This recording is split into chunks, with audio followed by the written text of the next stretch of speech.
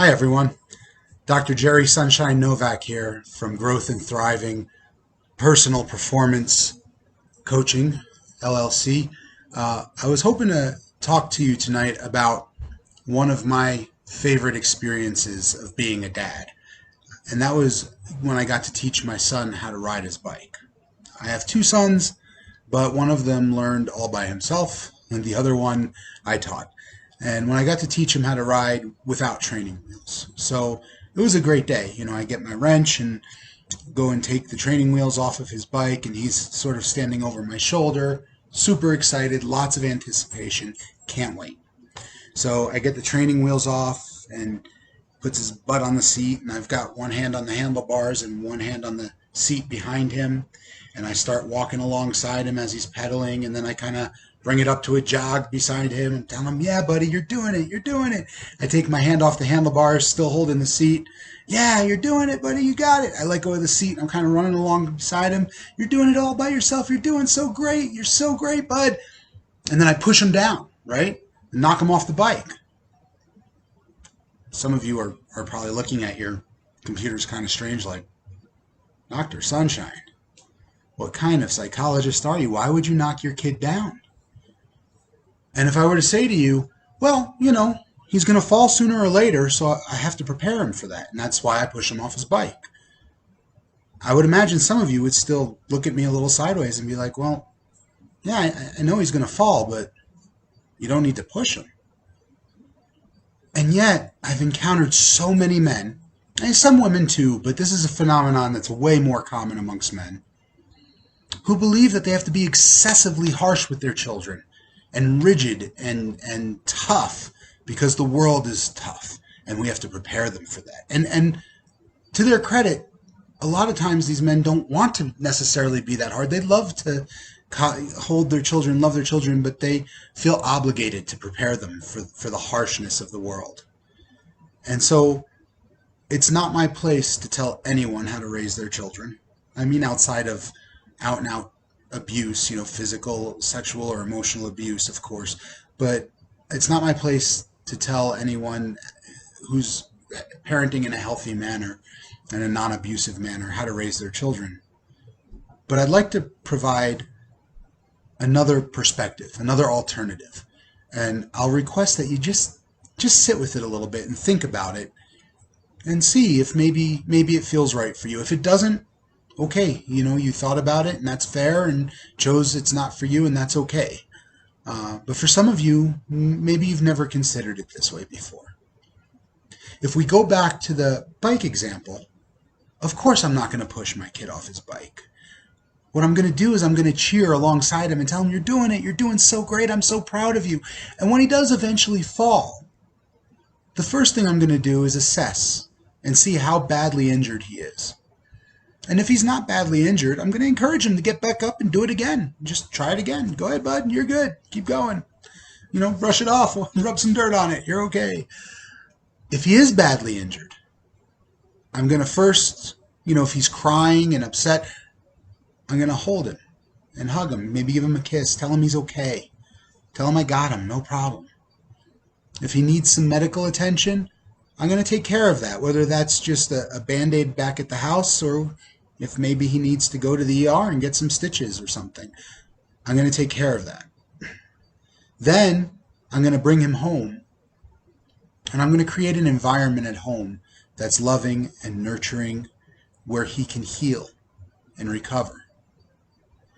And once he heals and recovers, then I'm going to encourage him to go back out and try it again. And when he starts riding again, I'm going to cheer and I'm going to root him on and I'm going to tell him how proud I am.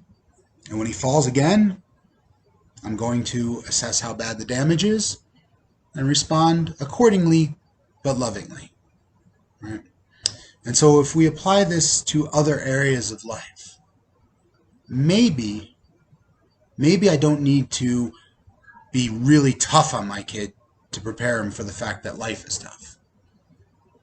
Maybe life will do that for me, right? Maybe I can encourage him, give him, let him know it's okay to be afraid, but you got to move forward anyway, right? Encourage him to do the tough things.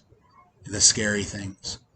And when he does it and he succeeds, I can be his biggest, loudest cheerleader.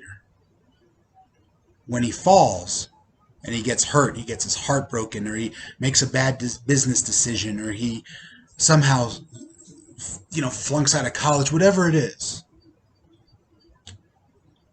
If he's hurting, I can create maybe the only safe space in this very harsh world in which he can just heal and recover.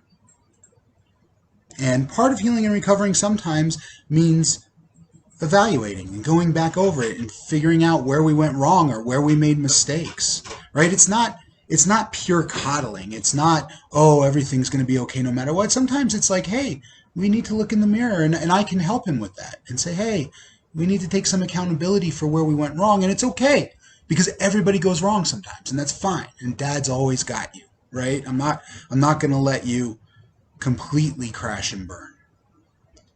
But I'm also going to be real with you, right? We got to look at our choices. We got to look at how hard we worked or didn't work, whatever the case may be. But once that healing period is through, I'm going to encourage him to go back out again and try, right? I'm not going to allow him to hide from the hardness of the world. I'm not going to coddle him and allow him to avoid the difficult things. I'm going to encourage him to go out and do those difficult things. But I'm going to create maybe the only space in the entire world where he can come back and it can be okay for him to cry. It can be okay for him to hurt. It can be okay for him to feel embarrassed or ashamed because he made terrible decisions, and he's going to receive nothing but love and encouragement from Dad. And sometimes love and encouragement will look a lot like, hey, let's reflect on our choices and take ownership and accountability, but in a loving way, so he doesn't have to feel afraid or embarrassed around me. And then I can encourage him to go back out and ride that bike again. And I'll cheer for him when he does well. And when he doesn't, I'll assess the damage. If the damage isn't bad, get up, brush it off, go at it again. If he's really hurting, I'll give him a place to heal. So as I said, it's not really my place to tell anyone how to parent, and I'm not saying this is the right way. Every kid is unique, every dad is unique, and every family dynamic and situation is unique. And in fact, in the same family, sometimes circumstances change over time drastically, such that you need different responses at different times. I get that. There's no one-size-fits-all way to do this. Parenting's tough. It's tough. But our job as parents is to figure out what our kids' needs are and to figure out what strengths we possess to help them meet those needs. So if you feel a need to really be tough on your kid, like harsh, tough, because the world is tough, and you've really thought about it and considered it and landed on that as the right answer, it's not my place to tell you it's wrong. I would also encourage you to consider what experiences in your life, maybe what adversity you've been through, what trauma, what difficulty has guided you into that perspective, right? Maybe you wish that someone had toughened you up and made you feel more prepared. And that's fair. It's fair to want to give our kids what we didn't have. But there's a fine line between wanting to give them the experiences we didn't get to have and projecting our experience onto them and not letting them have their own. So, just food for thought, something that's been on my mind. You don't have to agree with me. There's no one right answer. But by all means, if you have questions or comments or responses, drop a comment below the video. Thanks for watching, everybody. Take care. Have a good night.